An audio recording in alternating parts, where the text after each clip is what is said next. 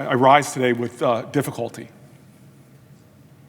And I admit I am, like so many other Americans, hurting right now and frustrated right now and feeling a torrent of emotions that I wish I could say was the first time I felt like this. And I want to begin my remarks in a different way because the names that we are hearing shouted on streets, George Floyd, Ahmaud Arbery, Breonna Taylor, they have, like so many other names of people that we did not know as a nation. They were not household names. Their names now are mixed into names that we have heard throughout my entire lifetime. But the names and the way we say them mixed with horror and sadness and tragedy, it does not speak to their beauty, their humanity, their fullness, the texturedness of their lives. And I just want to say that Ahmaud Arbery was a man. He was 25 years old when he was murdered. He went out jogging before he was hunted by two white men who walked free for weeks after killing him. This man, this child of God, his loved ones talked to his humanity. They said he was a loving son, a brother, an uncle, a nephew, a cousin, and a friend. He was humble. He was kind. He was well-mannered. He always made sure that he never departed his loved ones without saying the words, without saying, "I love you." Breonna Taylor, before we knew her name, extraordinary American, extraordinary servant. She was a first responder. In a pandemic, like so many of our first responders, she showed a courage, humble heroism. She was 26 years old when she was shot and killed by police, asleep in her home. An emergency medical technician in Louisville. Her loved ones, too, shared the truth of her spirit. They said Breonna Taylor was full of life. She loved social gatherings with her friends and especially her family. She loved life and all it had to offer. She continued to find ways to better herself and all of the people around her. And George Floyd, he was a man that was raised in Texas. He was a Houston man. To his friends and loved ones, he was known as Floyd. In high school, I know this, he was an athlete, playing both basketball and football. He played the position I played. He was a tight end. He went on to play basketball at South Florida State College, pathway I know to college ball. His girlfriend called him an angel that was sent to us on earth. His family remembered him as being family-oriented, loving, and godly. Floyd was a loving father. He was a devoted brother. He was a partner, and he was friend, and he is dead at 46 years old. On May 25th, 2020, when he was restrained, pinned by his neck, and killed by law enforcement officers. The killings of George Floyd, of Breonna Taylor, of Ahmaud Arbery are singular in their pain, are singular in their particular details, in the anguish and the horror. But this is a terror that is familiar.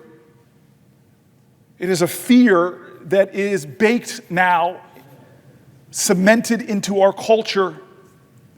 For so many Americans, especially Black Americans, this has not just been a tough week, a tough few weeks. It's not just been emotional time because of what we're seeing, the protests all around the country. This has been a tough life. This is the story of day after day after day that punctuates our consciousness only when Someone captures on videotape what is a regular part of the fabric of our country. We have a long and wretched and disturbing history in this country of black people being murdered by law enforcement. Our systems of accountability, our systems of transparency, our ability to end this has proved impotent and feeble. These killings for so many black Americans today are searing reminders that black people in this country, as I've heard from dozens of people in my life, as we hear from people on our media, that this could have been me. That this even would have been me in the same circumstances. To hear people at all stations of life, African Americans, saying, I'm alive, but questioning for how long, slipping into the savage reality of despair for your life and your safety. To be black in America is to know that a misunderstanding, that an implicit racial bias, that a interaction that should be everyday and routine can become a moment where your life is turned upside down, where your body becomes broken, or when you are killed. It is a common experience, but this has been a stretch where, from bird watching in a park to jogging in your neighborhood, to going to a corner store, the jarring reminder, reinforced by personal experiences, that it could be you. I was born to two civil rights activist parents, and I was a big kid. I was over 6 feet by the time I was in 7th or 8th grade, and it was a time in my life that is a coming of age for so many people and cultures across our nation, but something began happening to me in that period. It was marked by the fear of my elders.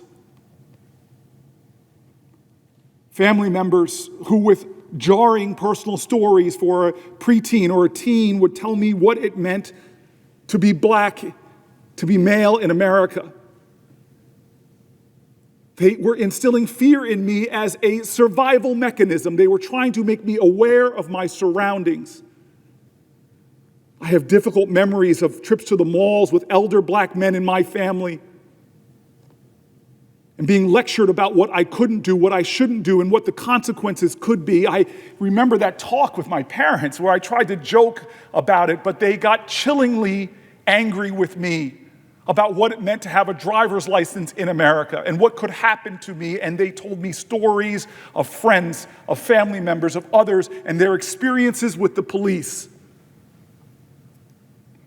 I spent from those years of 12 and 13 in an America in the 70s and 80s where the words of my parents and elders, backed up with tragic and terrible stories of their experiences in generations before, were reinforced by my own experiences. Being followed by mall security guards, being accused or stopped, being looked at with suspicion, and experience after experience after experience with police. I remember as a college student, and it all came to a head where I wrote a column in Stanford's newspaper, Why Have I Lost Control? I remember that night, writing that column like it was yesterday. I was so overcome with emotion and rage, and I would like to submit for the record that column and read right now pieces of what I wrote that night, that when I look at young men on the streets of America today, and I see their anger and I see their rage, it brings me back not to that moment, but to the own feelings that have churned within me for years. I read from the column, "Why have I lost control? How can I write when I have lost control of my emotions? Not guilty, not guilty, not guilty, not shocked. Why not? Turn off your engine, put your keys, driver's license, registration, and insurance on the hood now. Put your hands on the steering wheel and don't even think of moving. 5 police cars, 6 officers surrounded me, guns ready. 30 minutes I sat praying and shaking, only interrupted by their command. I said, don't move. Finally, everything checks out, you can go. Sheepishly I asked why. Oh, you fit the description of a car thief.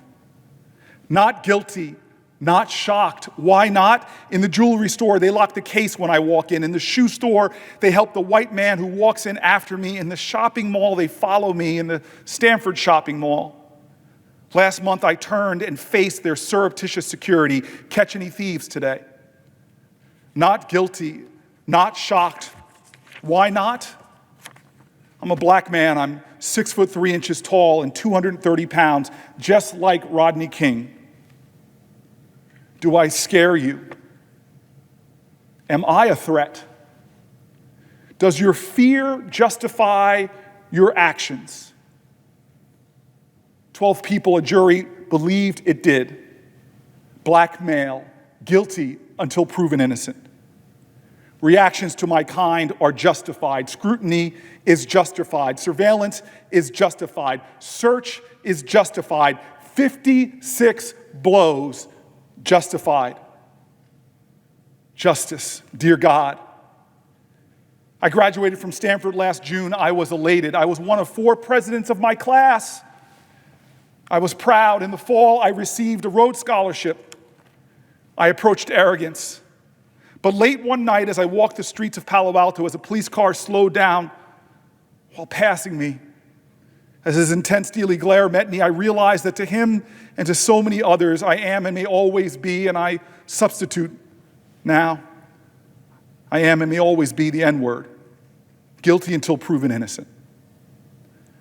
I'm struggling to be articulate, loquacious, positive, constructive, but for the first time in so long, I have lost control of my emotions. Rage, frustration, bitterness, animosity, exasperation, sadness, emotions once suppressed, emotions once channeled, now are let loose. Why? Not guilty, not shocked. Poverty, alienation, estrangement, especially continuously aggravated by racism, overt and institutional. Can you leave your neighborhood without being stopped? Can you get a loan from your bank? Can you be trusted at your store? Can you get an ambulance dispatched to your neighborhood? Can you get the police to come to your house? Can you get an education at your school? Can you get a job? Can you stay alive past 25? Can you get respect? Can you be heard? No.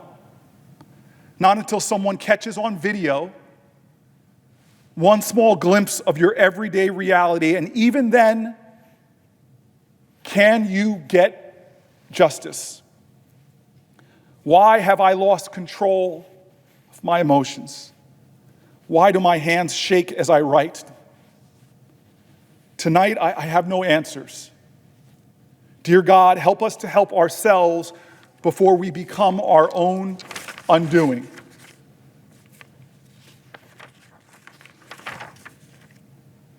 That was 3 decades ago. That was me as an early 20-something. Writing about another one of those names that's become household. We remember it decades later. And I wish I could stand here and tell you that much has changed for the experience of that young black man.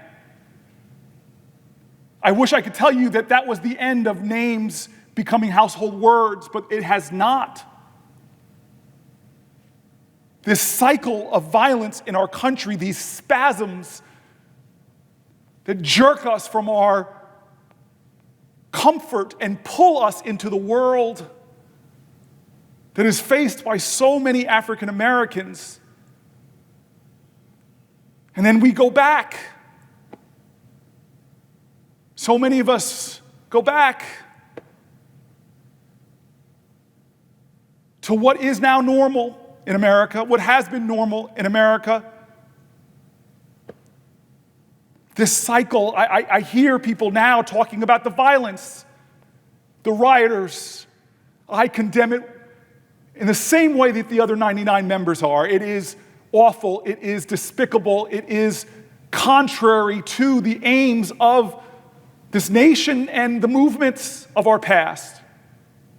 But to condemn the violence of those out there doing such awful, destructive, condemnation-worthy actions, but to only condemn them and not to condemn the fullness of that cycle of violence. Because there is violence going on even when we don't see it in the streets. Peace even is not just the absence of violence, it's the presence of justice. This unjust cycle in our country that we seem to be stuck in, that makes the names of children like Tamir Rice household names. It is connected with the violence that is pervasive in our nation,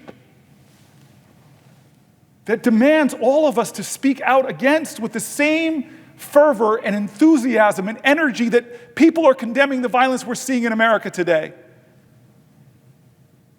To fail to do that leaves us in a state of imbalance. To fail to condemn the totality of violence in our country leaves us far from the beloved community we need to somehow find a way out of that cycle. There is violence in our nation, seen in our environment, that we still are a nation where a person's race is the single biggest factor of whether they live near a toxic site or not. Ask a mother of a child who drank lead water for months and months and has had their brain permanently damaged if that was not violence. It's violence to have access to quality care, to not have access to quality care. Ask the woman who's lost her child because of lack of prenatal care. Ask the black woman in America who today is 4 times more likely to die herself in childbirth. If this isn't a violence in our society that needs condemnation, it's violence we see from our healthcare system to our criminal justice system to environmental injustice to the denial, as one author says,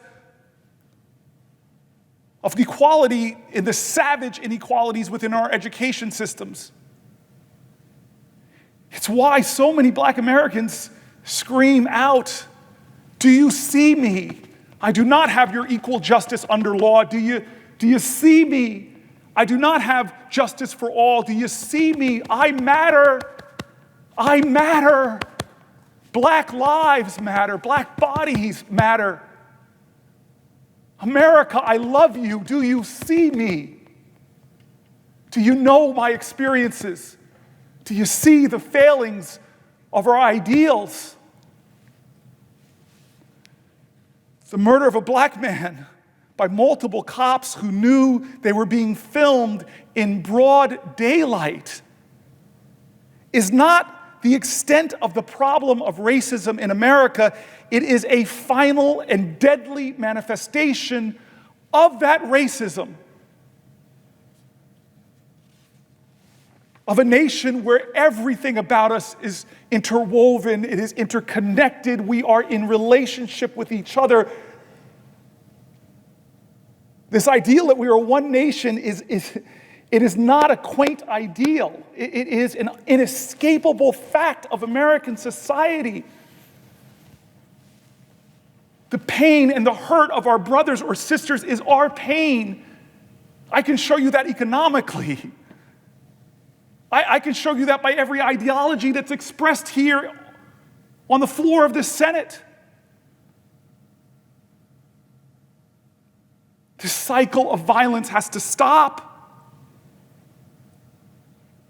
The cycle of wretchedness and hurt. Our ancestors scream out at us now. Millions of Americans scream out right now. And I know we have an obligation in this body to do something. I've heard words from people on both sides of the aisle speaking towards the injustice of racism that exists in our country. I've heard words. But for generations, what they sought from this body, greater men and women than any of us, what they sought on the streets, what they sought in front of the White House, from Alice Paul, the first person to protest out there, was legislative changes. That's what they sought. The March on Washington. Disability activists throwing themselves out in front of buses, they fought for tangible legislation. Martin Luther King said, while it may be true that morality cannot be legislated, behavior can be regulated. It may be true that the law cannot change the heart, but it can restrain the heartless. It may be true that the law cannot make a man love me, but it can keep him from lynching me.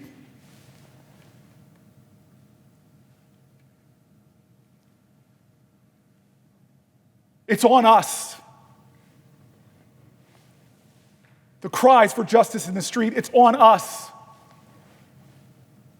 The pain being made manifest for all America to see, it's on us. Those who have been comfortable for too long, who are now pulled from their seats as they stare at a television that shows them a window into a nation that is not at rest. It's on us in this body to do something, to change the law. We can do that. In the coming days,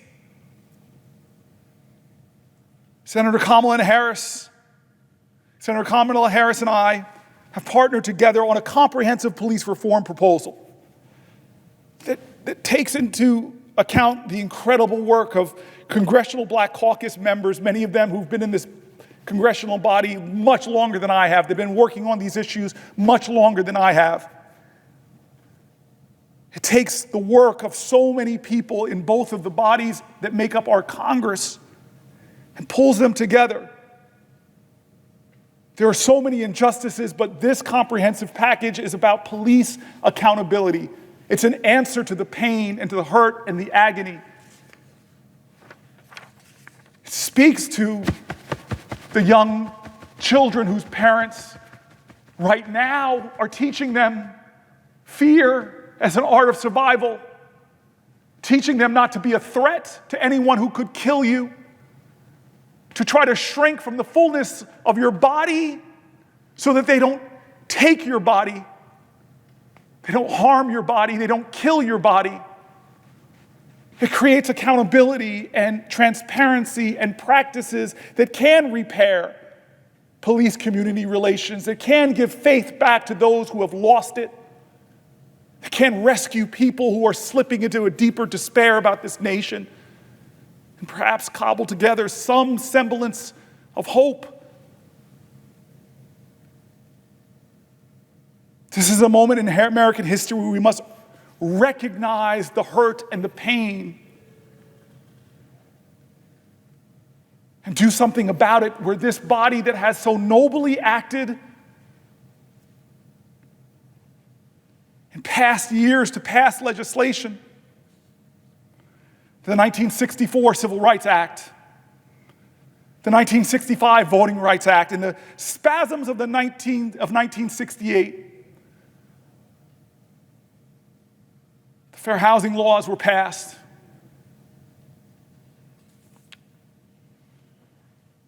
I said I come to you today torn up inside. As so many Americans, the soil of our souls have been plowed up in pain, hoping for seeds of possibility, hoping that somehow born out of agony and despair can sprout a new harvest for America. But I confess to you,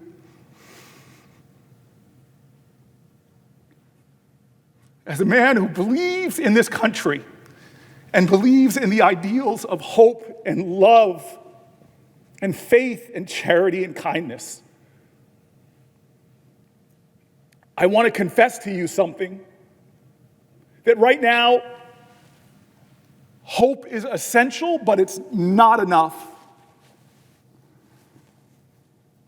I confess to you right now, words of kindness and grace are essential to America, but they're not enough right now.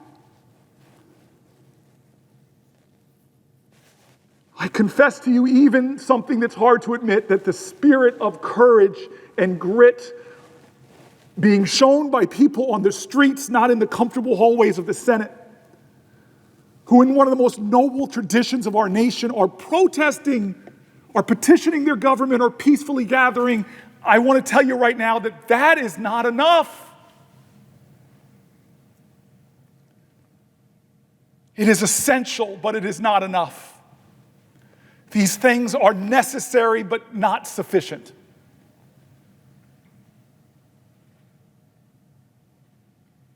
And so how? How do we go forward? And in Washington, the people talk about being so savagely broken. How? At a time that I worry about King's ideal of a beloved community, how? How do we create that out of this moment? I do not know. But I want to tell you this. When I find myself disturbed and sad, when I find my heart that on most days has an invincible hope for our nation, I turn to our history. But I don't need to turn too far. I know there are heroes whose names are hailed from generations past. I don't know how Harriet Tubman,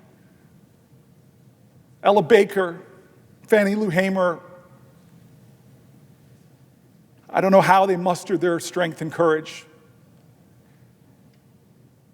They were marvelous magicians that could turn the most wretched of times into progress. And so at a time that our nation, at a time that I need hope, I tell you, I turn to the spiritual alchemists of our day. I've met them. I've been to a church in South Carolina where white supremacists stormed in and murdered 9 blessed souls.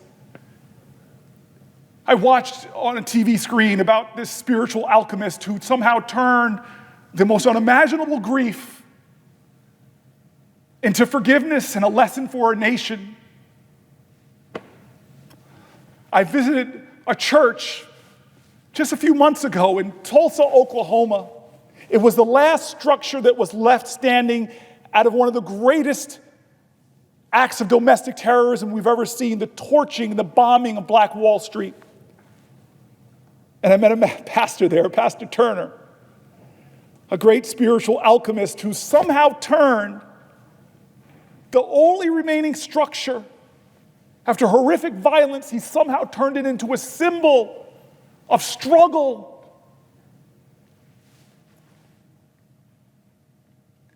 I've talked to the mothers of the movement. These are these great Black women whose sons were murdered, names we now know.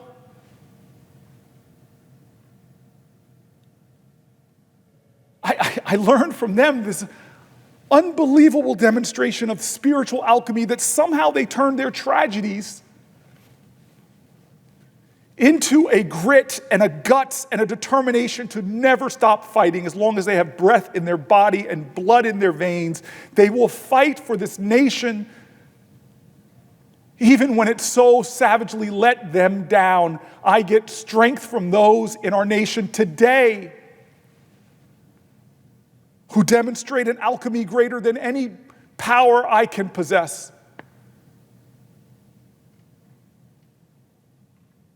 That somehow, in our darkest of times, we still are a nation that can find a way to ignite the world.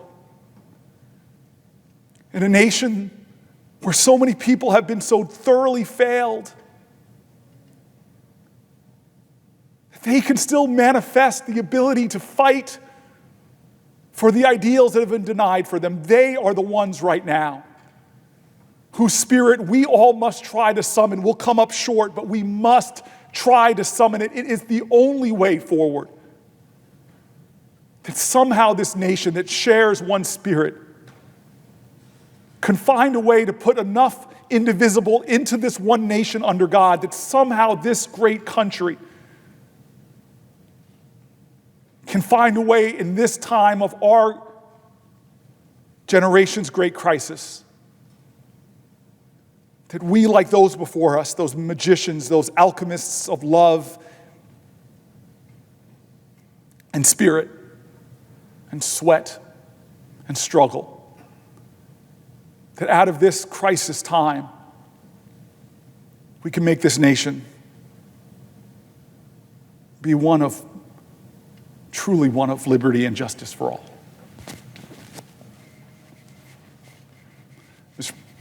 Mr. Madam President, I yield the floor.